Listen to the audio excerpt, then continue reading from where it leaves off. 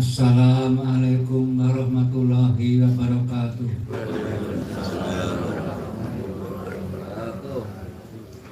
Bismillahirrahmanirrahim. Alhamdulillahilladzi afana bil ahidiyati bil walhamdulillahi sholatu wassalam alaika wal ali ya khairul Rabbun karim wa anta dzul alim fasfa'lana indal karim ya ayyuhal khasus salamu alaika rabbini binillah wandur ilayya sayyidi binadillah musilatin ila hadrati aliyah amma ba'du. Yang sewu hormatan panjenenganipun Mbah Makam Ma'ruf Radhiyallahu pendiri Pondok Kedunglo dan sekaligus pendiri Pondok Pesantren Kedunglo yang kawula hormati, kawula mulyakaken. Wal karamah Mbah Hasanah Ma'ruf Radhiyallahu cikal bakal Ma'asafidiyah Umatun sekuna wa murabina Mbah Abdul Majid Ma'ruf Ma'asafidiyah yang kau yakini sebagai Naibur Rasul, sebagai Sohibun Nabiullah, sebagai Sohibul Wahidiyah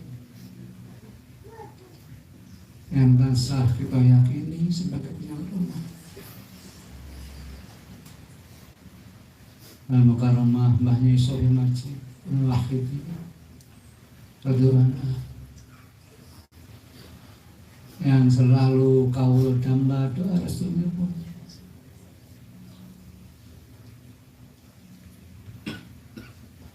Para pengurus PSW pusat sampai daerah,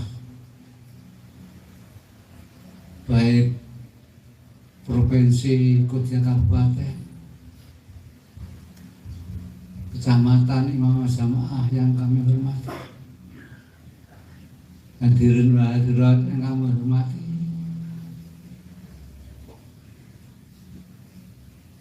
adik-adik remaja kang tak tresna, serta kanca-kancaku sing tak sayang. Pertama-tama izinkanlah diri kami pribadi yang hina ini derek dumateng panjenengan sekalian dalam rangka memanjatkan puja-puji salah berkati Allah Subhanahu wa Ta'ala atas segala nikmat-nikmatnya yang telah diberikan kepada kita. Terkhusus kita diberi kenikmatan dapat menghadiri acara halal bihalal di malam hari ini. Bikaulina alhamdulillahirabbil alamin. Salawat dan salam yang seindah-indahnya semoga terlimpah ruah dari panjenengan kita, Shahibul Syafaat penyelamat umat, Kanjeng Nabi bersama Muhammad sallallahu alaihi wasallam wa ala alihi wa dzurriyyatihi wa sahbihi wa sallam wa malaikatul muqarrabin alaihi wasallam. Salam ikraman dengan penuh takdim. Marilah kita haturkan kepangkuan para aulia Allah, kasih Allah.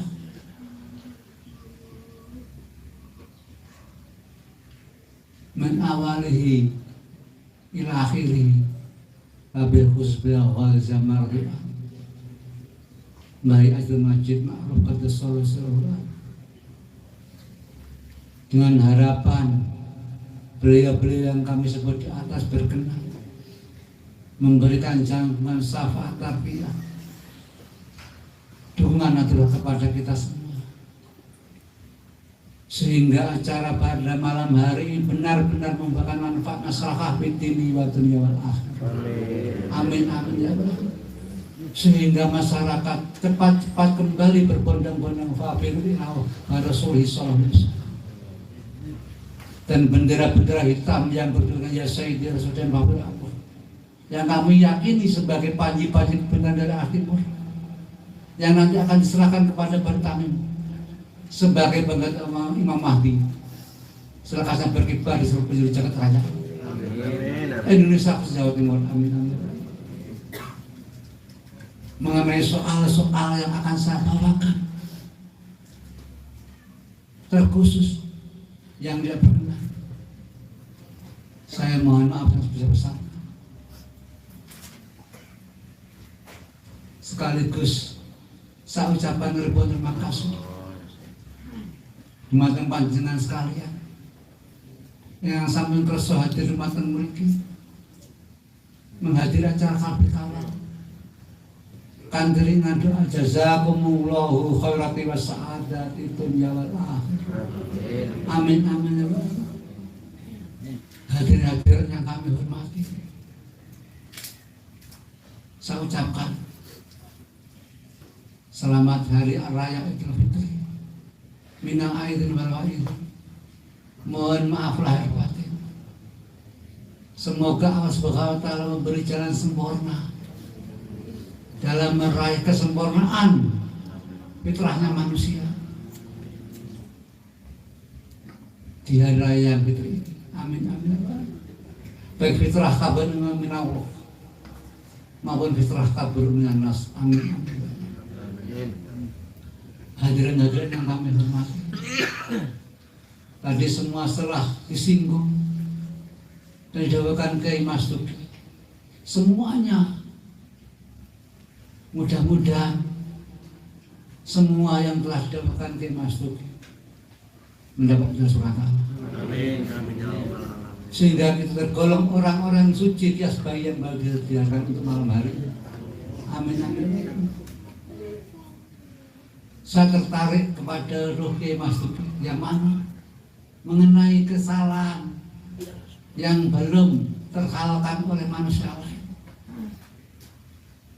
Walaupun amalnya 70 nabi, punya satu kesalahan setengah ripis, satu sak ripis sak rupiah, maka tidak akan bisa mengalami kebahagiaan hati. Walaupun toh 70 sholat yang diridhoi tidak mampu, maka itu beliau sering mendahulukan di dalam acara-acara seperti apa sangat penting. Maka kita manusia sesuai dengan wawancara antara malaikat Jibril dan Rasulullah SAW.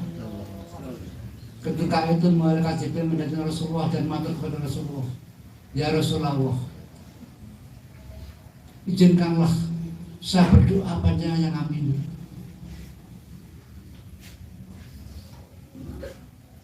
Kemudian Rasulullah menyetujui dan bertanya, ya Jibril, akankah kau berdoa? Saya berdoa 3 hal ya Rasulullah. Yang pertama, ya Allah, sampun ngantos panjangan terang ibadai umat panjenengan dan Rasulullah.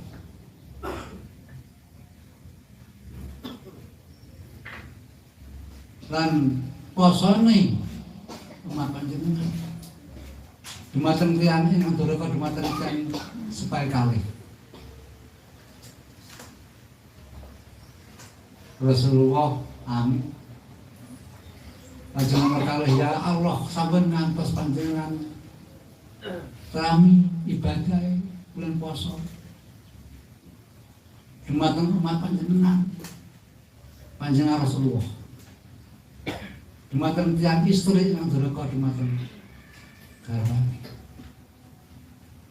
Yang ketiga niki hubungan kalih kalih wonten hubungan kalih ing bulan Syawal. Ya Allah, saben ngantos panjenengan terami ibadah wonten ing wulan puasa. Dumateng tiyang ingkang pulun saling ngapura-ngapuran wonten ing wulan Sawan. Sebenarnya menika baik mengajari kita setiap kali antara tanggal 20 sampai 26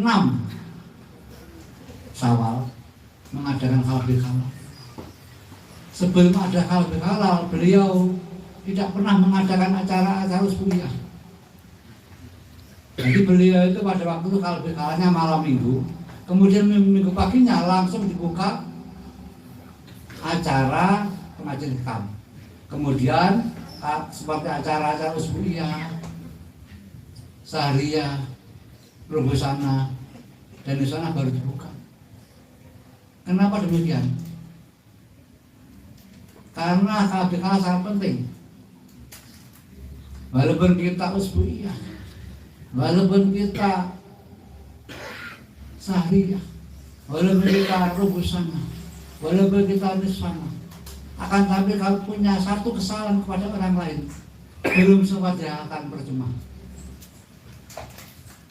Seirama dengan itu Rasul bersabda, roh tidak akan sopan kepada Allah Subhanahu wa Ta'ala. Allah Subhanahu wa Ta'ala akan menolak roh tersebut apabila dia di masa hidupnya punya dua perkara. Yang pertama, punya piutang kepada orang lain. Dia meninggal belum sempat dihalalkan pada yang bersangkutan. Yang kedua, punya kesalahan kepada orang lain. Di saat dia meninggal, kesalahan belum dihalalkan, belum dimaafkan. Maka itu setiap kali ada orang meninggal, mungkin pasti berkata, "Nyunapunten dumateng panjenengan sekalian yang hadir wonten mriki. Bebile ingkang sedo wafat dari tangan panjenengan, panjenengan ikhlasaken bebile boten saged, panjenengan boten nglakanipun." Dengan ini perlu sekali, sangat perlu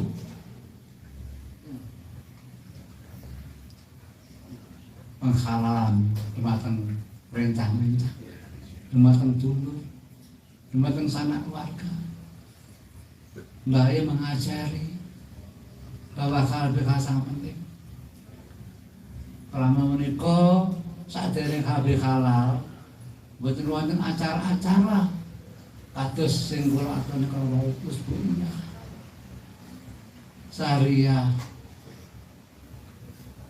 rubusana, nisana sebagainya. Karena acara kegiatan itu dibutuhkan pada acara imtihan. Samanten imtihan itu betul-betul acara kados usbuhiyah, kados sahriyah, kados rubusana, nisana. Mungkin dibuka sama antune halal bihalal. Dados wulan Ramadan lan wulan Syawal ini kunci saking kias bayi dilahirkan suci kembali. Mugi wonten ing dalem punika Allah Subhanahu wa Ta'ala ngridho kita. Saling menghalalkan satu di antara lain. Kalau diambak nggih nyuwun tulung dumateng panjenengan sekalian. Mbok bilih wonten barang-barangnya sampai sing mlebeto kula boten emut. Napa kula ngelokne sing kasar, kula boten emut, panjenengan ngapunten. Supados mengke dalu lek bilih kula dijenguk malaikat Israil sampun nul. Amargi malaikat Israil mboten boten semayang. Wonten ing dalem kesempatan saling menghalalkan. Kang kula saking ati kula sangat wedhus. Kula dherekaken panjenengan saking dirakaken SWT. Amin. Sehingga wonten ing dalem menika halal santen. Fitrah hablum minallah. Fitrah hablum minas. Amin. Hadirin yang kami hormati. Kula nggih tertarik kados cocok sangat sing dijalankan Kiai Mas Duri. wonten ing situasi mangke. Kados iblis wau pertama kali Azazil niku dipun hukum, dipun derajat, dipun handhapaken derajat dening Allah Subhanahu wa taala niku piyambake nggih nyuwun kali perkara wau nggih. Pindah nyuwun panjang umur sampai kiamat. Terus nomor kali nyuwun izin nggodho anak turune Mbah Nabi Adam alaihissalam, Mbah Nabi Adam alaihissalam. Kalau diizini, tak izini. Ananging aja diharap iso nggodho anak turun Nabi Adam kantoane aku. Allah nggih maring peringan dumateng keturunan Nabi Adam. Ing kata Allah Subhanahu wa taala.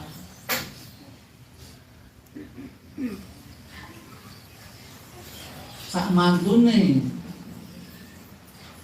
iblis dipun doaken derajatipun. Allah melalui Ibu Hawa menuruti janji iblis. Menika Nabi Adam dengan godho Ibu Hawa diajak buah kul. Singkat cerita tergoda lajeng keturunan bumi. Nah, ini cara Allah untuk menepati janji kepada iblis. Sama antune turunan bumi lah niku iblis diberi kesempatan ganggu. Allah nggih memberi kesempatan dumateng tiyang taat kepada Allah. Dan saat itu Allah menciptakan suatu aturan-aturan. Dan di situ tercatat barang siapa yang mematuhi, mengikuti aturan-aturan orang yang diberi Allah Subhanahu wa taala, maka dia akan selamat. Dan barang siapa yang tidak mematuhi aturan-aturan dari orang yang diberi Allah Subhanahu wa taala, tidak akan selamat. Dan yang pertama kali tidak mematuhi aturan Nabi Adam sebagai pihak Allah petunjuk benar adalah Qabil. Dan seterusnya. Dan sampai abad sekarang ini abad 14. Kalau kita ingat sabda Rasulullah, umur dunia mung 1500. Samangken 1440 sekawan. Terus 1100 sekawan. Niku pun kirang pinten? Nggih. Otomatis sak mangken niku akhir zaman.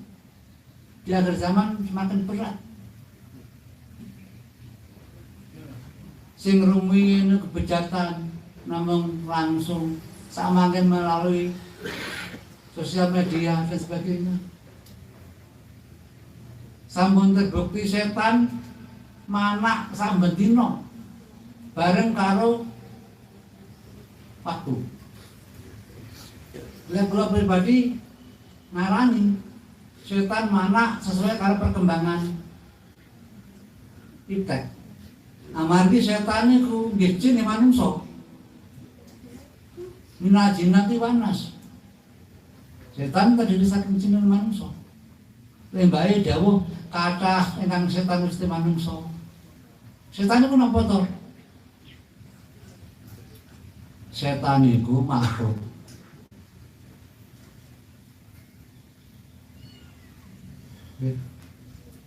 Makhluk sing tercipta saking sifat iblis. Jadi sifat elek niku darane setan. Sifat iblis darane setan. Mboten wonten Allah mboten menciptakan setan mboten. Setan suatu makhluk yang mengajak kejelekan. Manungsa sing ngajak elek didarani setan, yen ngapunten. Aja rono. Karena palsu itu setan. Kenapa? Ada menawi tidak di ada beliau. Monggo kita sareng-sareng berjuang. Dalam perjuangan suci ini sampun ngantos kita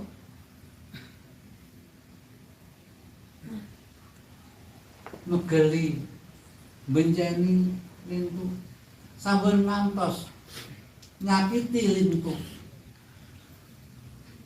Dalam perjuangan suci ini, yang kita khawatirkan, yang kita sakit dikasih Allah yang dipenderakan. Terus pun ini, beliau bahaya itu saking hati-hati nih, saking emane karo pengamal sampai diperingati kata seperti itu. Monggo kita sarang-sarang berjuang. Padahal beliau tanpa kita sakit. Beliau pilihan Allah. Kata sing menjauhkan ke masjid yo. Beliau kubulak. Bos waktu itu zaman. Kenapa beliau kok monggo sarang-sarang kita berjuang. Saking welas asih beliau dimaten gitu. Saking welas asih. Saya beliau nduduhi sing dilarang, nduduhi sing ndadekne manungsa sara. Niku tasih jawi nih.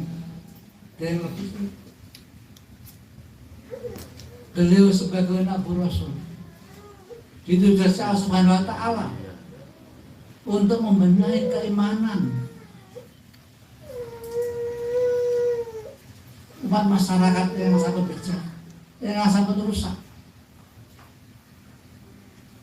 Sehingga beliau menciptakan suatu cara supaya manusia sangat rusak. Manusia betul mampu kados kula panjenengan ngoten niku saged balik ke Allah Subhanahu wa Ta'ala kanthi keimanan yang sempurna. Akhirnya pun beliau menakluk sawahidiyah dan ajaran itu. Sehubungan beliau ditugas Allah untuk membenahi umat tidak pandang bulu. Dari golongan manapun, agama manapun, tua, muda, pinter, goblok, atau sekolah ngoten iki.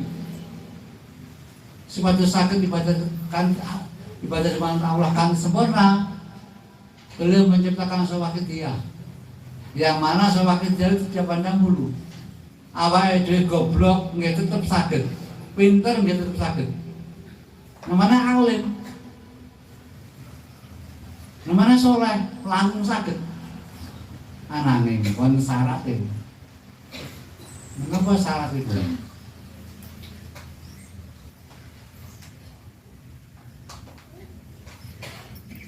Sesuai kali beliau dawuh 16 Januari 1976. Saat itu Mujadah Kubro malam Senin gelombang terakhir sak mantune salat maghrib beliau dawuh wonten kali perkara dawuhipun ingkang pertama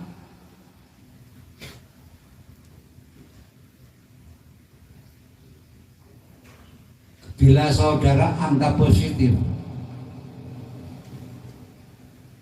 bila dari mata perjuangan fakir Allah negatif oleh terus-terusan nekat lebih baik mari angkat kaki dari wahidiyah. Gas daunnya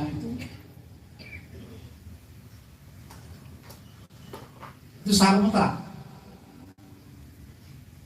Terus bagaimana yang dimaksud sesuai dengan perjalanan fakir Allah? Otomatis jauh itu sudah jelas dan tegas sekali. Bila saudara anggap positif, maksudnya bila kita menganggap suatu hal dalam langkah-langkah perjalanan kita positif, akan beliau tidak positif, beliau tetap tidak sesuai dengan perjalanan Allah. Tanpa kita sadari, kita sudah angkat kaki dari wahidiyah.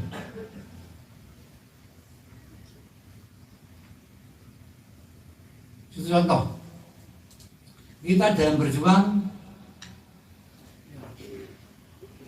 baik ke dalam, artinya ke dalam itu kita mengajak teman-teman kita yang sudah menjadi pengasuh kita untuk memperbaiki diri, untuk mengikuti program-program yang bayai.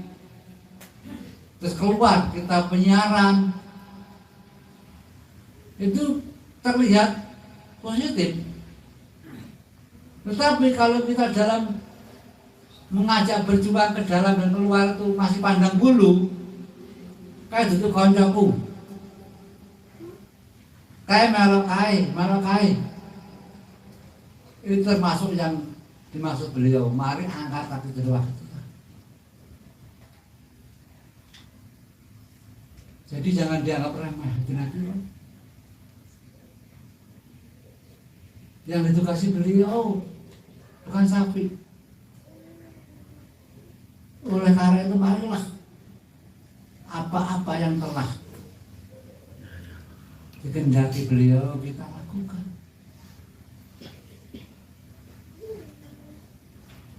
Beliau sebagai Nabi Rasul, otomatis beliau mempunyai kasih sayang sangat dalam. Orang yang melakukan kesalahan, walaupun sebenarnya patah, beliau langsung, kawat itu dibiarkan saja, biar menyadari dengan sendirinya. Seperti halnya Allah Subhanahu Wa Taala punya sifat Rahman-Rahimnya Allah, yang menentang Allah, yang melakukan hal yang dilarang Allah, orang dibiarkan, tidak langsung dibunuh. Itulah Rahman-Rahimnya Allah Subhanahu Wa Taala. Kalau Allah Subhanahu Wa Taala menghendaki orang bersangkutan sadar, maka Allah akan mempertemukan orang bersangkutan dengan kasih Allah yang dipilih membenahi umat. Terus bagaimana dengan kita?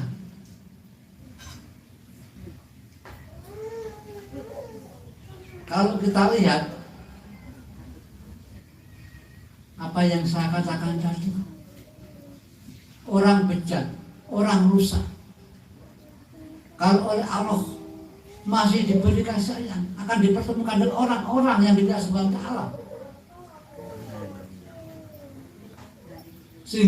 Sehingga dengan kasih sayang petunjuk orang-orang yang telah tidak Subhanahu wa Ta'ala, menjadikan mereka kembali sebagaimana perjanjian roh orang bersandar kepada Allah di saat sebelum dititipan dan sebagainya hilang. Bagaimana dengan kita? Pertanyaannya bagaimana dengan kita? Padahal kita sudah dipertemukan dengan beliau tanpa kita sadari. Kalau kita tidak ada peningkatan,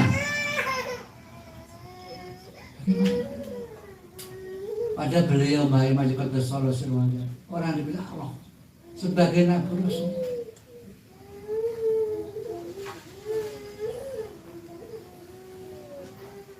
Sebagai mujahid yang terakhir dalam hal amalan, sehubungan dengan itu belum pernah dawuh. Tahunnya lupa, saya masih SMA, dia pernah dawuh soal wakilnya itu sholawat yang terakhir.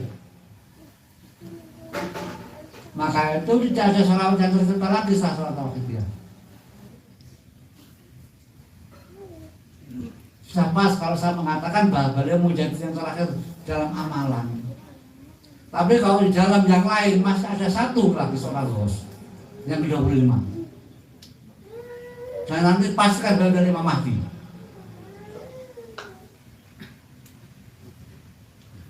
Tapi dalam hal amalan beliau ada pernah yang terakhir.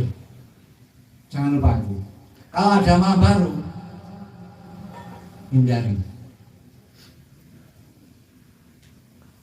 Dalam kitab Syahadat Duren disebutkan sholawat jumlahnya 40.000 termasuk sholawat dia. Jadi kalau ada lagi 41 kan Diangkat. Dan insya Allah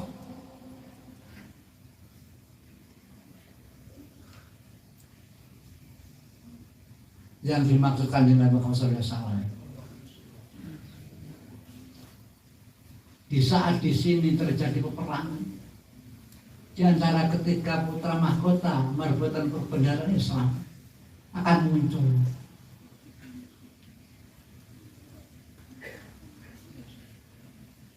seseorang yang adil. Dia dari keturunan, dia seperti namaku dan punya ayah seperti nama ayah.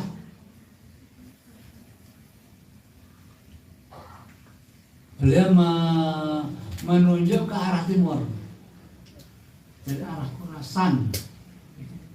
Itu bisa Indonesia, bisa Singapura, bisa Malaysia. Kalau masa itu baru Arab Saudi. Nah jelas beliau mendahulukan dari arah timur. Dan beliau juga mendahulukan dia seperti aku. Akan tapi masalah fisik tidak seperti aku. Dan beliau juga mendahulukan bila bendera-bendera hitam dari arah timur sudah berkibar, datangilah. Walaupun kamu harus merangkak di atas salju, dan berbaiklah padanya, berbaiklah padanya, bersumpah setelah padanya. Karena di sana ada khalifah Allah yang menunjuk kebenaran, dan akan memperoleh kamu sekalian seperti apa yang dan memperoleh kamu sekalian seperti apa yang tidak kebayangkan.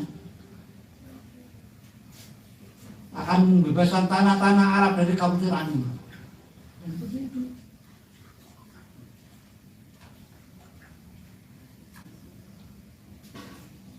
Terus pertanyaannya, apakah beliau bukan mujaddid?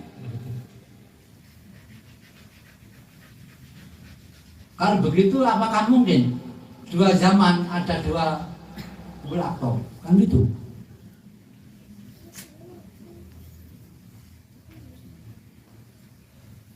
Sepanjang perjalanan dunia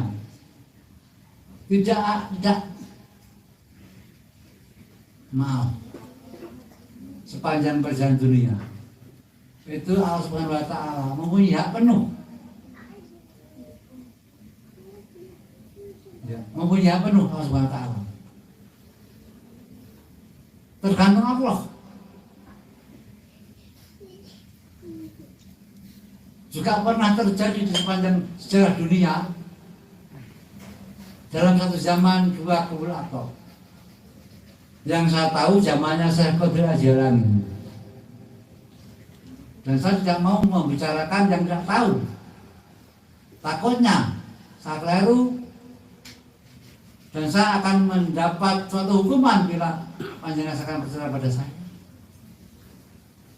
Maka itu kalau ada sebuah pertanyaan pada saya yang saya tidak tahu, ngapunten PR mohon. Saya seperti itu sering. Nah di zamannya seperti jalan itu Allah mengangkat lagi seorang bos yang bernama Ahmad Rifai dengan tarikatnya Arifaiyah. Tapi beliau tidak terputus kerjasama.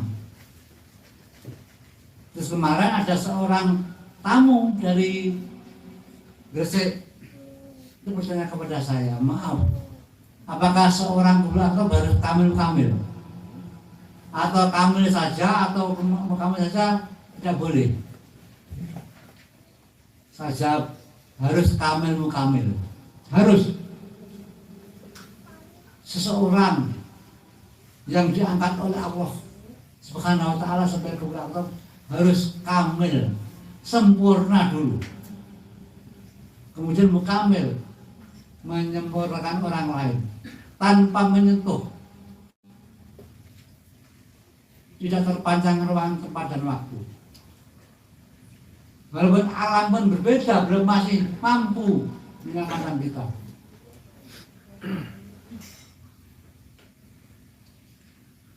Contoh, beliau sudah kondur, sudah pindah alam berapa tahun sampai sekarang. sekitar 36 gitu, 36 gitu. 34 tahun. Nah, ini ada seseorang